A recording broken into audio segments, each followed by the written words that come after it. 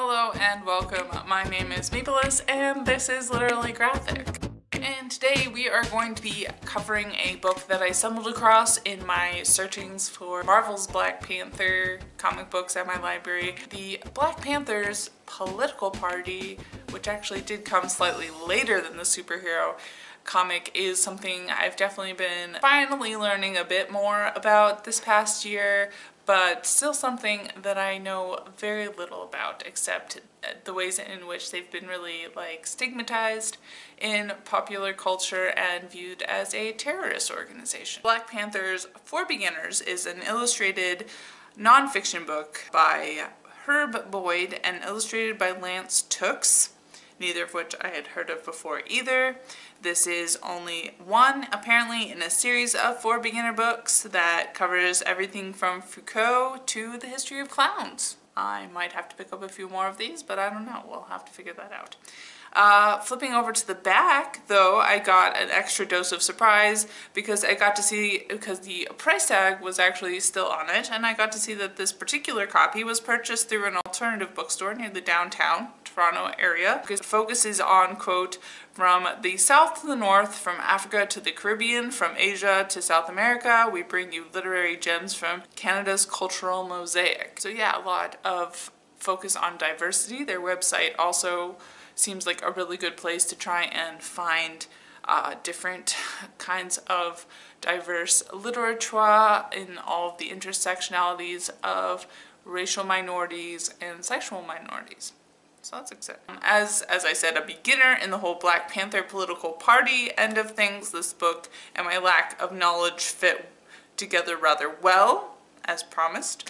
While not completely unbiased, considering how ubiquitous negative coverage is, if you ever see any coverage of the Black Panther Party historically, this fairly positive but seemingly open to show the Black Panther leaders as real people who make mistakes is a pretty good balance, in my opinion at least.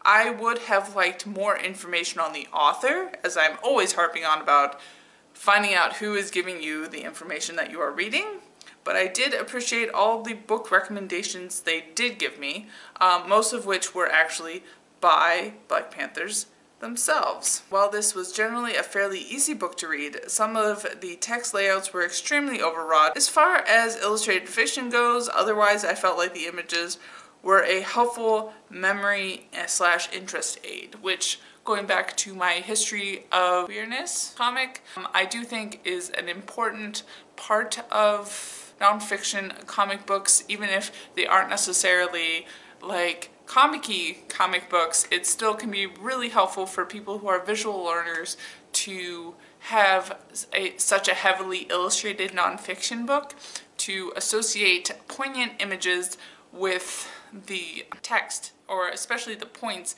that any sort of book is trying to get across. Yeah, I would definitely recommend this book for general consumption. And as I mentioned, I might look a little bit further into these beginner books, as the range of topics that they take on do seem to indicate that they have a slightly different perspective on even things that I may have already read about. So very cool, very cool. So I will see you all next time. And as always, Literally Graphic is recorded on the traditional territory of the Mississaugas of the Credit First Nation and Anishinaabe people, the Haudenosaunee Confederacy, and the Huron-Wendat Nation. I live here because of British colonization, Indigenous genocide, and more geographically specific, Treaty 13, also known as the Toronto Purchase, which was finalized in 1805 between representatives of the Crown and certain Mississauga peoples.